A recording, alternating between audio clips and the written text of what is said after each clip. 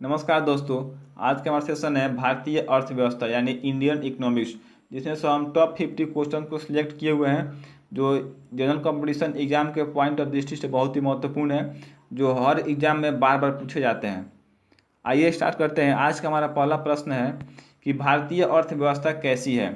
Right answer होगा इसका D, मिश्रित है। और देखिए, मिश्रित अर्थव्यवस्था का अर्थ क्या होता है कि वैसी अर्थव्यवस्था जिसमें निजी और सार्वजनिक क्षेत्र की दोनों कंपनियां मिलकर आपस में कार्य करती है उसको बोलते हैं मिश्रित अर्थव्यवस्था। नेक्स्ट क्वेश्चन है कि भारत की आर्थिक विकास के दृष्टिकोण से भारत की गिनती होती है। आर्थिक विकास के दृष्टिकोण से भारत की गिनती किसमें होती है? राइट आंसर होगा इसका सी, विकासशील राष्ट्र के रूप में। देखिए, विकासशील राष्ट्र किसे कहते हैं? देखिए, वह देश जो कि आर्थिक विकास के प्रारंभिक चरण से गुजर रही है उसको उसको विकासशील राष्ट्र बोलते हैं। देखिए, जहाँ की प्रति व्यक्ति आय है ना जो कम होती है।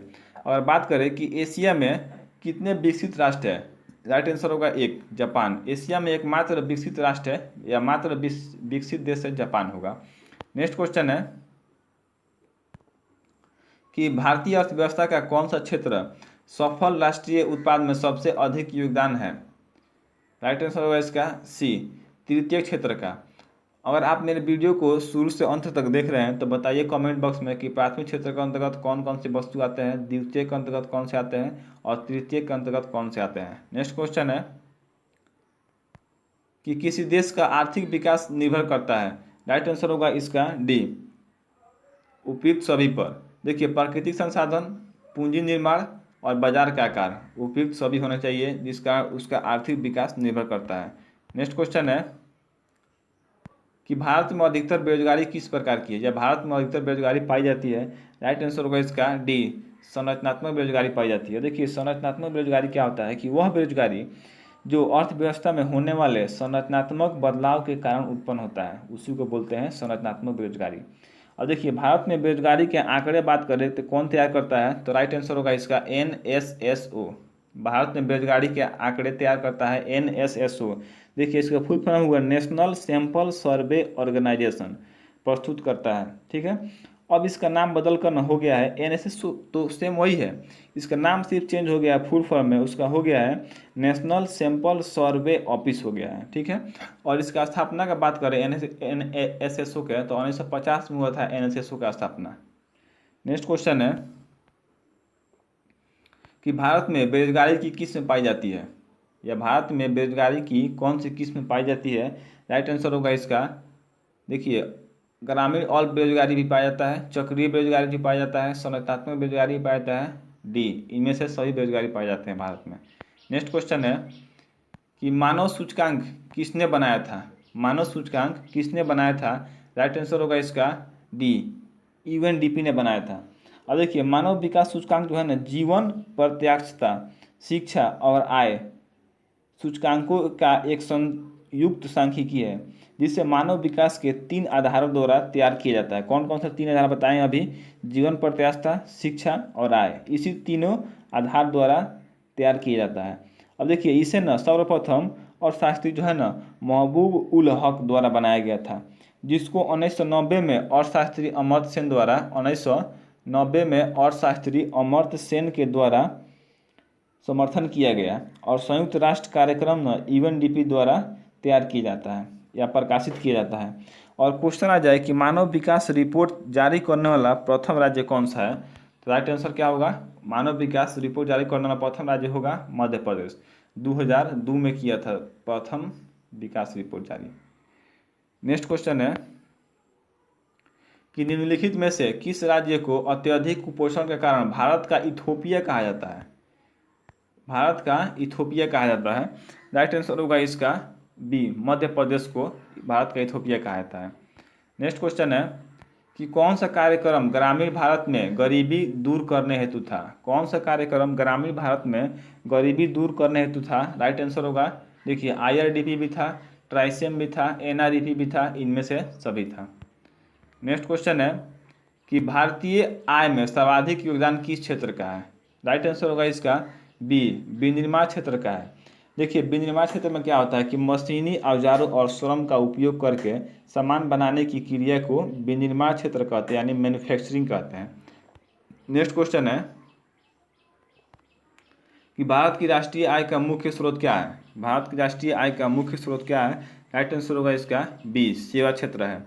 देखिए, भारतीय अर्थव्यवस्था में जहाँ कृषि क्षेत्र का योगदान घट रहा है, वहीं सेवा क्षेत्र का योगदान लगातार बढ़ रहा है। कृषि क्षेत्र से लगभग 90.83 उद्योग से और 27.20% और सेवा क्षेत्र का योगदान जो है ना 52.97% है। 52.97% है सेवा क्षेत्र का, 97% है। देखिए, नेक्स्ट क्वेश्चन है कि भारत की राष्ट्रीय आय अनुमानित होती है। भारत की राष्ट्रीय आय अनुमानित होती है। राइट आंसर होगा इसका सी, केंद्रीय सांख्यिकी संगठन के द्वारा। देखिए, केंद्रीय सांख्यिकी संगठन का कार्य जो है ना सकल या राष्ट्रीय लेखा के संलग्न औद्योगिक उत्पादन सूचकांक का संकलन, उद्योगों का वार्षिक सर्वेक्षण और आर्थिक गणना का आयोजन तथा उपभोक्ता मूल्य सूचकांक का संकलन भी शामिल है इसमें। नेक्स्ट क्वेश्चन है कि भारत के प्रथम प्रधानमंत्री जवाहरलाल नेहरू ने किसे आधुनिक भारत का मंदिर की उपाधि दी या उपमा प्रदान की। राइट आंसर होगा इसका बी, विशालकाय नदी घाटी परियोजना को। विशालकाय नदी घाटी परियोजना को। देखिए, 22 अक्टूबर 1963 को भाखड़ा नांगल बांध की स्थापना हुआ था। 22 अक्टूबर 1963 को भाखड़ा नांगल बांध की स्थापना हुआ था, जिस पर जवाहरलाल नेहरू ने बांधों को आधुनिक भारत का मंदिर कहा था। नेक्स्ट क्वेश्चन है कि दक्षिण पश्चिम मानसून किस राज्य में सर्वप्रथम प्रवेश रही। दक्षिण पश्चिम मानसून किस राज्य में सर्वप्रथम प्रवेश रही या प्रवेश करती है। राइट आंसर होगा इसका डी, केरल में। देखिए, दक्षिण पश्चिम मानसून आमतौर पर जून में शुरू होती है, 10 जून को, 1 से 10 जून तक शुरू हो जाती है और सितंबर तक समाप्त हो जाती है। देखिए, इसका अंतर्गत न दक्षिण में आने वाष्प से लदी हवाएं भारतीय उपमहाद्वीप की तरफ आती है और दोनों हिस्सों में बढ़ जाती है। एक भाग जो है ना अरब सागर की शाखा कहलाती है, जबकि दूसरा भाग बंगाल की खाड़ी की शाखा कहलाती है। नेक्स्ट क्वेश्चन है कि किन देशों की मुद्रा प्रायः हार्ड करेंसी होती है या कहलाती है। किन देशों की मुद्रा प्रायः हार्ड करेंसी कहलाती है। राइट आंसर होगा इसका बी, विकसित देशों की मुद्रा जो है ना हार्ड करेंसी कहलाती है। देखिए, हार्ड करेंसी किसे कहते हैं या क्यों कहा जाता है? जब किसी देश की मुद्रा की मांग उसकी पूर्ति से अधिक होती है, तब उस देश की मुद्रा जो है ना विदेशी विनिमय बाजार में कठिनाई से उपलब्ध हो पाती है। ऐसे देश की मुद्रा को हार्ड करेंसी कहते हैं। जैसे अमेरिका का डॉलर हो गया, जापान का येन हो गया, ऐसे ही ETC। नेक्स्ट क्वेश्चन है कि भारत सरकार द्वारा पुरानी मुद्रा को समाप्त कर नई मुद्रा लाना क्या कहलाता है। राइट आंसर होगा इसका बी, विमुद्रीकरण कहलाता है। देखिए, जब काला धन जो है ना बढ़ जाता है, जब काला धन की संख्या देश में बढ़ जाता है और अर्थव्यवस्था के लिए खतरा बन जाता है, तो इसे दूर करने के लिए ऐसी विधि का प्रयोग किया जाता है, यानी विमुद्रीकरण का प्रयोग किया जाता है। अब देखिए, सबसे पहले विमुद्रीकरण कब हुआ था? तो भारत के चौथे प्रधानमंत्री थे मोरारजी देसाई। उसने सन 1978 ईस्वी में, कब? सन 1978 ईस्वी में सर्वप्रथम मुद्रा का विमुद्रीकरण किया, जिसमें 1000 और 5000 के नोट बंद किए। उस समय 1000 और 5000 के नोट चल रहे थे, उसको बंद किए।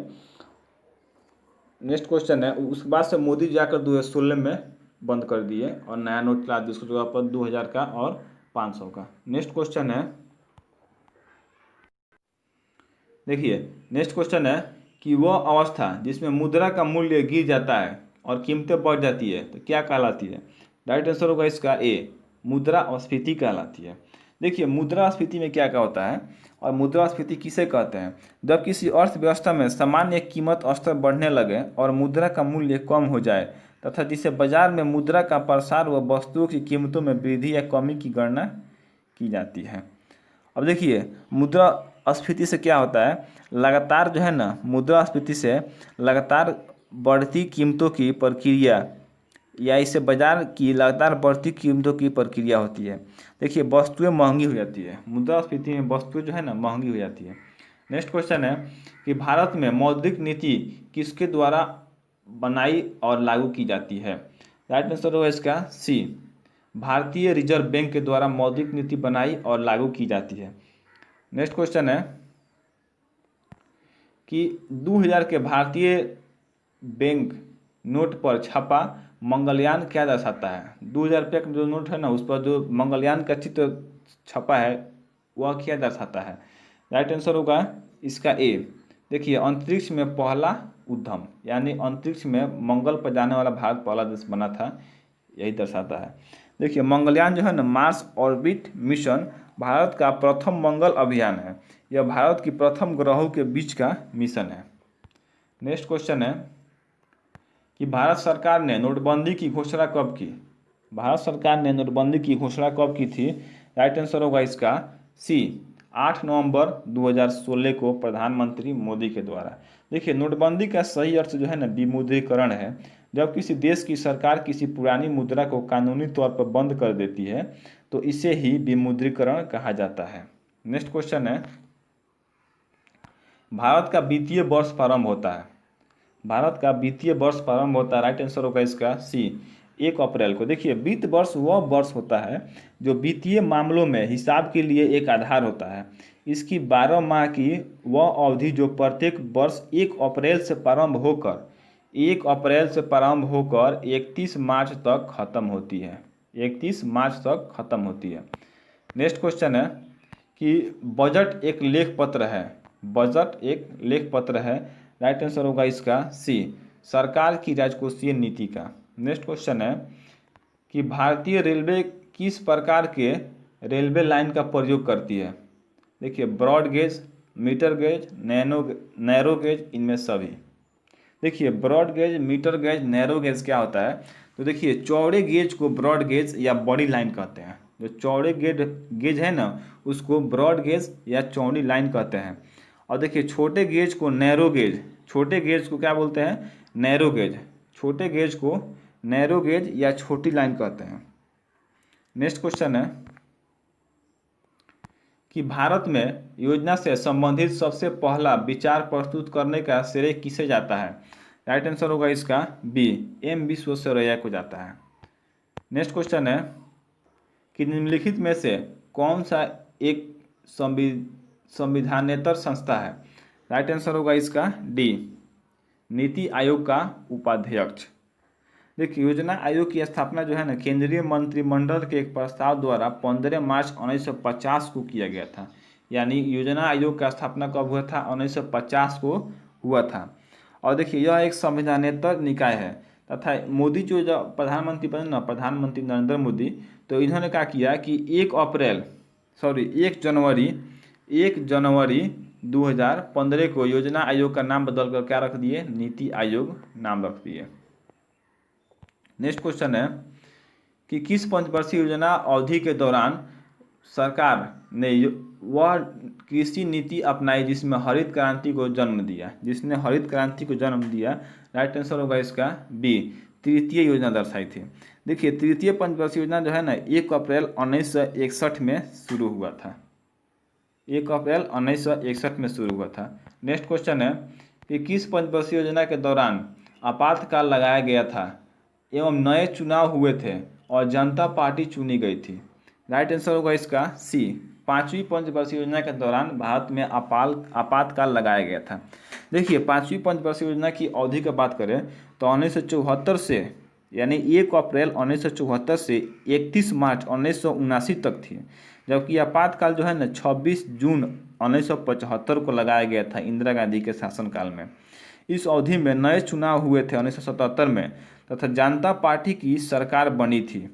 देखिए, इसके सहयोगी दल जो है ना, 542 में से 350 यानी 330 सीटों पर विजयी बनी थी। नेक्स्ट क्वेश्चन है कि किसके निर्यात से भारत की निर्यात आय में सर्वाधिक योगदान होता है? राइट आंसर क्या होगा इसका बी, रत्न एवं आभूषण का। अब देखिए, वेल्थ ऑफ नेशन जो पुस्तक है ना, वह स्कॉट टेन का प्रसिद्ध और शास्त्री एडम स्मिथ की प्रसिद्ध कृति है। इसका जो है ना, प्रथम प्रकाशन 1776 में किया गया था। नेक्स्ट क्वेश्चन है कि वेल्थ ऑफ नेशन पुस्तक का लेखक कौन है? राइट आंसर क्या होगा इसका ए होगा, एडम स्मिथ हुआ। अभी बता देते इसका सॉल्यूशन। नेक्स्ट क्वेश्चन है कि ग्रामीण गरीबी उन्मूलन के लिए पूरा मॉडल अपनाने का समर्थन किसने किया था? तो राइट आंसर क्या होगा इसका? ए, डॉक्टर एपीजे अब्दुल कलाम। अब देखिए, ग्रामीण गरीबी उन्मूलन के लिए पूरा भारत में ग्रामीण विकास के लिए ग्रामीण क्षेत्रों में शहरी सुविधाओं का रणनीति है। ग्रामीण क्षेत्रों में शहरी सुविधाओं देने का लक्ष्य था। देखिए, यह अवधारणा जो है ना, पूर्व राष्ट्रपति डॉक्टर एपीजे अब्दुल कलाम, जिसको मिसाइल मैन भी कहते हैं, उन्हीं का है। देखिए, उन्होंने अपनी पुस्तक जो है ना, लक्ष्य 3 मिलियन में इसकी चर्चा की, जिसे उन्होंने सृजन पाल सिंह के साथ लिखा था। नेक्स्ट क्वेश्चन है कि औद्योगिक क्रांति सर्वप्रथम किस देश में हुई? औद्योगिक क्रांति सर्वप्रथम किस देश में हुई थी?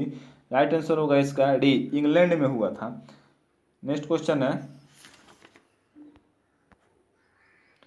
कि भारत में कृषि क्रांति किस क्षेत्र में संबंधित है? या भारत में कृषि क्रांति किस क्षेत्र से संबंधित है? राइट आंसर होगा इसका ए, लिग्नाइट से संबंधित है। देखिए, भारत जो है ना, विश्व में नमक का तीसरा बड़ा उत्पादक भी है। नेक्स्ट क्वेश्चन है कि भारत का सबसे बड़ा नमक उत्पादक राज्य कौन सा है? भारत का सबसे बड़ा नमक उत्पादक राज्य कौन सा है? राइट आंसर क्या होगा इसका? ए, तमिलनाडु है। देखिए, भारत जो है ना, विश्व में नमक का तीसरा बड़ा उत्पादक राज्य है। भारत में इसका सबसे बड़े पैमाने पर कारखाना जो है ना, नेक्स्ट क्वेश्चन है कि निवेश की दृष्टि से भारतीय अर्थव्यवस्था का निम्नलिखित में से सबसे बड़ा उद्योग कौन सा है? भारतीय अर्थव्यवस्था की दृष्टि से सबसे बड़ा उद्योग कौन सा है? राइट आंसर होगा इसका सी, लौह इस्पात है। देखिए, भारत में ना इसका सबसे बड़ा या बड़े पैमाने पर सबसे पहला जो है ना, बड़े पैमाने पर कारखाना 1907 में झारखंड राज्य में स्वर्णरेखा नदी घाटी में साक्षी नामक स्थान पर जमशेदजी टाटा द्वारा स्थापित किया गया था। नेक्स्ट क्वेश्चन है कि बोकारो स्टील प्लांट किस देश के सहयोग से स्थापित किया गया है?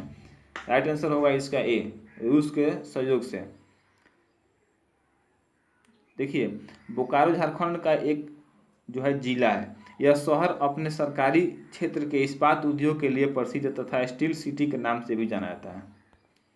नेक्स्ट क्वेश्चन है कि दुर्गापुर जो है ना, इस्पात संयंत्र किसके सहयोग से स्थापित किया गया है? राइट आंसर होगा इसका सी, ग्रेट ब्रिटेन के सहयोग से स्थापित किया गया है। देखिए, दुर्गापुर इस्पात कारखाना जो है ना, 1950 ईस्वी के अंतिम वर्षों में ब्रिटिश सरकार के सहयोग से स्थापित किया गया था। नेक्स्ट क्वेश्चन है कि भारत का सबसे बड़ा शेयर बाजार कौन सा है? भारत का सबसे बड़ा शेयर कौन सा है? राइट आंसर होगा इसका सी, मुंबई है। देखिए, मुंबई स्टॉक एक्सचेंज ना भारत और एशिया का सबसे पुराना स्टॉक एक्सचेंज है। इसकी स्थापना जो है ना 1875 में किया गया था और इस एक्सचेंज की पहुंच जो है ना 417 शहरों तक है। 417 शहरों तक है। नेक्स्ट क्वेश्चन है कि वह वर्ग कौन है जिसको मुद्रास्फीति के कारण सबसे अधिक हानि होती है? वह वर्ग कौन सा है जिसको मुद्रास्फीति के कारण सबसे अधिक हानि होती है? राइट आंसर क्या होगा इसका? ए, देनदार को होती है। नेक्स्ट क्वेश्चन है कि भारत में मुद्रास्फीति ज्ञात करने के लिए किसका प्रयोग किया जाता है? इसका राइट आंसर क्या होगा? इसका सी होगा, थोक मूल्य सूचकांक का। देखिए, थोक मूल्य सूचकांक क्या होता है? होलसेल प्राइस इंडेक्स, इसको इंग्लिश में बोलते हैं। यह एक मूल्य सूचकांक है जो कुछ चुनी हुई वस्तुओं के सामूहिक औसत मूल्य का प्रतिनिधित्व करता है। नेक्स्ट क्वेश्चन है कि अब तक भारतीय रुपए का कितनी बार अवमूल्यन किया जा चुका है? अब तक भारतीय रुपए का कितनी बार अवमूल्यन किया जा चुका है? राइट आंसर होगा इसका सी, 3 बार किया जा चुका है। देखिए, अवमूल्यन जो है ना आर्थिक शब्दावली का एक हिस्सा है। जब किसी देश द्वारा मुद्रा की विनिमय दर अन्य देशों की मुद्राओं से कम कर दिए जाए ताकि निवेश को बढ़ावा मिल सके तो उसे अवमूल्यन कहते हैं। देखिए, भारत में मुद्रा का अवमूल्यन कब कब हुआ था? तो देखिए, 1949 में पहला बार हुआ था। मुद्रा का अवमूल्यन जो है ना 1949 में पहला बार हुआ था। 1966 में दूसरा बार हुआ था। मुद्रा का अवमूल्यन 1966 में दूसरा बार हुआ था और 1991 में तीसरा बार हुआ था। नेक्स्ट क्वेश्चन है कि बैंकों की नई शाखाएं खोलने के लिए लाइसेंस किसके द्वारा दिए जाते हैं? जब बैंक का नया शाखा खोला जाता है तो लाइसेंस कौन देता है? राइट आंसर क्या होगा इसका?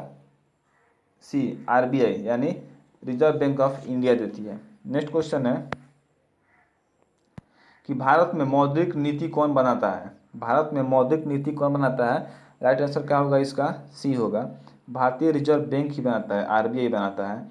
नेक्स्ट क्वेश्चन है कि भारत में सिक्कों को जारी करने के लिए कौन अधिकृत है? भारत में सिक्कों को जारी करने के लिए कौन अधिकृत है? राइट आंसर क्या होगा इसका?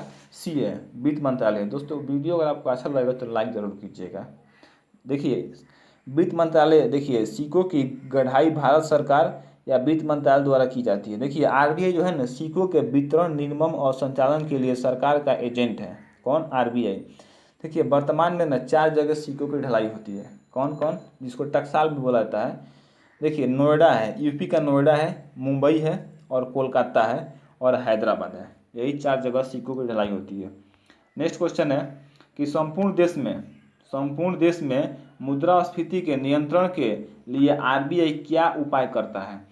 राइट आंसर होगा इसका डी, रेपो या रिवर्स रेपो दर बढ़ा देता है। नेक्स्ट क्वेश्चन है कि भारत में हीरे की खानें कहाँ हैं? भारत में हीरे की खानें कहाँ हैं? राइट आंसर होगा इसका सी, मध्य प्रदेश में है।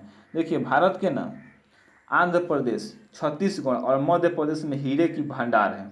कहाँ कहाँ? आंध्र प्रदेश, छत्तीसगढ़, मध्य प्रदेश में हीरे की भंडार है। देखिए वर्तमान में ना मध्य प्रदेश के पन्ना, मध्य प्रदेश में एक जगह है पन्ना, पन्ना में ना हीरे की खान ही देश में हीरे का उत्पादन कर रही है। यह जो है ना राज्य के राष्ट्रीय खनिज विकास निगम द्वारा चलाई जाती है, राज्य सरकार द्वारा यानी बोल सकते हैं उसको चलाई जाती है। नेक्स्ट क्वेश्चन है कि किन 4 शहरों को एशियन टाइगर कहा जाता है? किन 4 शहरों को एशियन टाइगर कहा जाता है? देखिए एशियन टाइगर किसे कहते हैं कि देखिए वैसा शहर जो बहुत ही तेजी से विकसित हुआ हो उसको बोला जाता है एशियन टाइगर। देखिए एशियन टाइगर के अंतर्गत कौन कौन से देश आते हैं समझिए। देखिए एक आता है पहला देश एशियन टाइगर के अंतर्गत में, पहला देश आ गया देखिए हांगकांग आ गया, सिंगापुर आ गया, साउथ कोरिया आ गया और ताइवान आ गया। 4 देश आते हैं। तो राइट आंसर क्या होगा इसका? ये होगा हांगकांग, सिंगापुर, दक्षिण कोरिया, ताइवान। नेक्स्ट क्वेश्चन है कि भारत में सबसे पहले किस राज्य में मूल्यवर्धित कर यानी वैट, वैल्यू एडेड टैक्स लागू हुआ? राइट आंसर क्या होगा इसका? डी। राइट आंसर होगा इसका 46 का राइट आंसर क्या होगा? सी होगा, हरियाणा में। देखिए 1 अप्रैल 2005 को, कब? 1 अप्रैल 2005 को सरकार द्वारा 29 भारतीय राज्यों में से 21 राज्य में वैट लागू करने की घोषणा की, वैल्यू एडेड टैक्स लागू करने की घोषणा की, जो जीएसटी की तरह ही होती है। देखिए उसमें ना हरियाणा देश का पहला राज्य है जहाँ सबसे पहले वैट को लागू किया गया था। नेक्स्ट क्वेश्चन है कि निम्नलिखित में से किस अर्थशास्त्री को अर्थशास्त्र का जनक कहा जाता है? किस अर्थशास्त्री को अर्थशास्त्र का जनक कहा जाता है? राइट आंसर क्या होगा इसका? डी, एडम स्मिथ को अर्थशास्त्री का जनक कहा जाता है। नेक्स्ट क्वेश्चन है कि भारत का सबसे बड़ा खनिज तेल क्षेत्र कौन सा है? भारत का सबसे बड़ा खनिज तेल क्षेत्र कौन सा है? राइट आंसर होगा इसका डी, बम्बई अपतट क्षेत्र है। देखिए मुंबई हाई जो है ना एक ऑयल फील्ड है जो मुंबई में अरब सागर में स्थित है, जो मुंबई के अरब सागर में स्थित है। यह ऑयल फील्ड ना मुंबई के तटीय इलाकों में 165 किलोमीटर दूर अरब सागर में स्थित है। देखिए इसका जो खोज हुआ था ना 1974 में, कौन? मुंबई हाई का खोज हुआ था, मुंबई अपतट क्षेत्र का खोज हुआ था 1974 में। देखिए इंडियन और रशियन, कौन कौन? इंडिया यानी भारत और रशिया टीम के द्वारा हुई थी इसका खोज 1976 में। और इसका उत्पादन का बात करें तो अभी भारत सरकार का ओएनजीसी जो है ना, ओएनजीसी जिसका मुख्यालय कहाँ है? दिल्ली में, यही वहाँ से जाकर तेल को निकाल रहा है। नेक्स्ट क्वेश्चन है कि प्रच्छन्न बेरोजगारी को और किस नाम से जाना जाता है? प्रच्छन्न बेरोजगारी को और किस नाम से जाना जाता है? राइट आंसर होगा इसका ए, अल्प रोजगार के नाम से जाना जाता है। देखिए प्रच्छन्न बेरोजगारी किसे कहते हैं? प्रच्छन्न बेरोजगारी का अर्थात छिपी हुई बेरोजगारी, यह वह स्थिति है जब श्रमिक काम तो कर रहा है, यानी श्रमिक काम तो कर रहा है लेकिन उसकी क्षमता का पूरा उपयोग नहीं हो पाता है। ऐसी स्थिति में एक श्रमिक किसी खास काम में इसलिए लगा रहता है क्योंकि उसके पास उससे बेहतर करने की कुछ भी नहीं होता है। नेक्स्ट क्वेश्चन है और लास्ट क्वेश्चन कि भारत में सर्वप्रथम खनिज तेल कुआं कहाँ खोदा गया था? इसका आंसर आपको कमेंट बॉक्स में देना है। थैंक यू दोस्तों। वीडियो अच्छा लगे तो लाइक ज़रूर करें।